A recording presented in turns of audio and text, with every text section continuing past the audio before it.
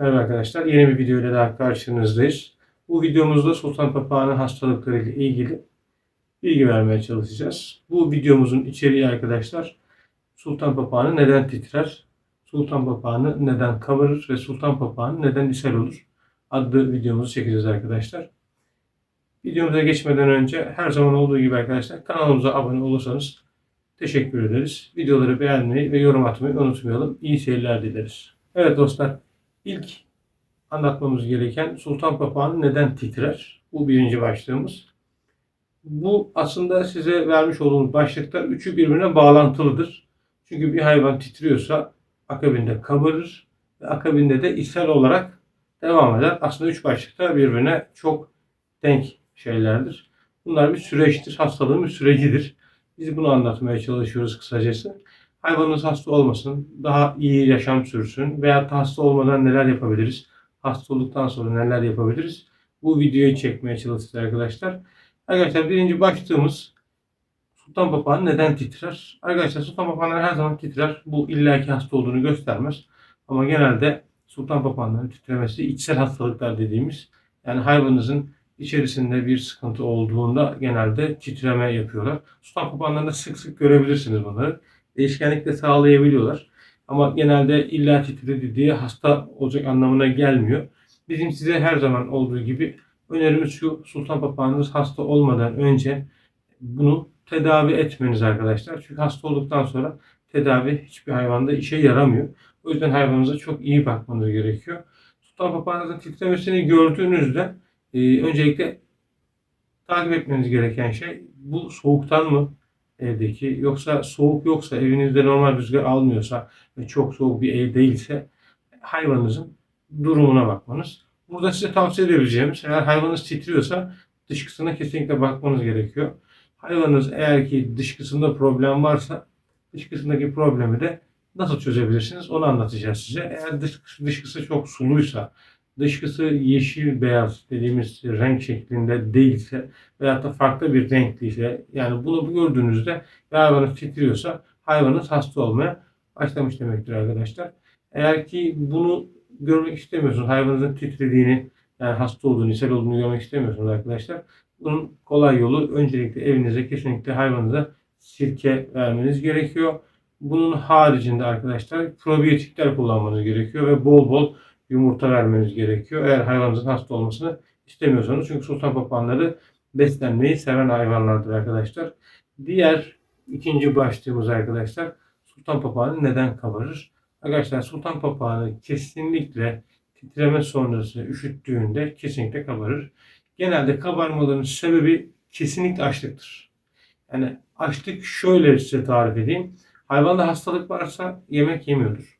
Yemek yemeyen bir sultan papağanı da kesinlikle kabarır. Sultan papağanı kabarıyorsa bunu kesinlikle ve kesinlikle yemek yemediği için, yani hasta olduğunda yemek yemediği için kabarmaya gider. Bunun çözümü var mıdır? Arkadaşlar papağanınız kabardıysa eğer, benim size tavsiyem streç dediğimiz, yani normal naylon, evde paketlediğimiz naylon jelatinlerle yaptığınız bir tane hasta kabini yapın.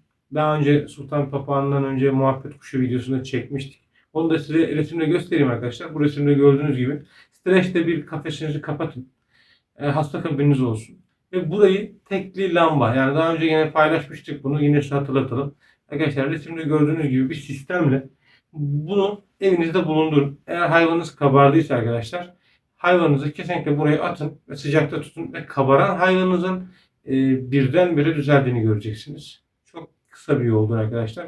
Çünkü kabaran sultan papağanı yemek yemez. Yemek yese de çok az yer. Bu ilk süreci ısıttıktan sonra hayvanınızı yumurta yedirmeye çalışın ki protein kazansın. Hayvanınızı bir müddet burada tutun. Yani ben yaklaşık bir 4 gün kadar öneriyorum. Hayvanın durumunu bilmediğim için o yüzden bir şey söyleyemiyorum. Lakin kesinlikle ısı kabini yapın kendi evinizde. Eğer bunu kapalı bir kutu tarzında bir şeyiniz varsa burada da yapabilirsiniz. Ama kapalı bir kutum yok diyorsanız, onun için en güzel şey arkadaşlar, sizin yapacağınız şey, kafesini jelatinle sarıp az bir hava alacak şekilde, yani hava delikleri haricinde emine ve suyuna çok kolaylıkla ulaşabileceği ve ısıyla ısıtabileceğiniz bir hasta kabini yapmanız. Bunu yaptıktan sonra hayvanınızı yumurtayla, yani haşlanmış yumurtayla besleyebilirsiniz. Hayvanın kabarması çok rahat şekilde gidecektir. Bunu da zaten gözlemleyebilirsiniz arkadaşlar. Ve kesinlikle beslenmesi gerekiyor. Peki hayvanınız yumurta dahi yemiyor. Ne yapabilirsiniz? Arkadaşlar bir adet enjektör dediğimiz aparat bulacaksınız. Bir de serum hortumu dediğimiz olay var arkadaşlar. Bu ikisini alacaksınız. Ben size resimle göstereyim. Bu resimde gördüğünüz şekilde hayvanınızı arkadaşlar şöyle söyleyeyim ben size.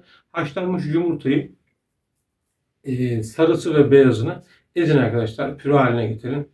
Hatta biraz sulandırın. Yani böyle çorba kıvamına getirin ve enjektör ve serum hortumunun yardımıyla hayvanın kursağına basmanız gerekiyor. Hayvanınızı yeterli sayıda beslediğinizde hayvanınızın bağışıklığı artacak ve hayvanınız da bu şekil kolaylıkla bundan kurtulmuş olacak arkadaşlar. Eğer ki bunu çözemediniz, yapamıyorsunuz, beceremediniz, bize ulaşırsanız biz de size çok rahat yardımcı oluruz. YouTube üzerinden ulaşabilirsiniz. Yine Instagram sayfamız var, Türkiye Kuş Evi diye. Buradan ulaşabilirsiniz. Emin olun, eğer ki hayvanınız hastaysa kurtarmanız çok basittir. Zaten şöyle bir örnek vereyim. Sultan papağanı hasta olduğunda arkadaşlar çok kısa sürede ölen bir hayvandır. Dediğim gibi en kısa yapabileceğiniz müdahale hayvanınıza kesinlikle ve kesinlikle hasta kabini yapmak. Sultan papağanı hasta kabini yaptığınızda, sıcakta durduğunda kesinlikle işiniz daha kolay. Bunun haricinde tabii ki hayvanınız çok problem yaşamayacaktır arkadaşlar. Evet, üçüncü bir başlık arkadaşlar. Sultan papağanı neden ishal olur?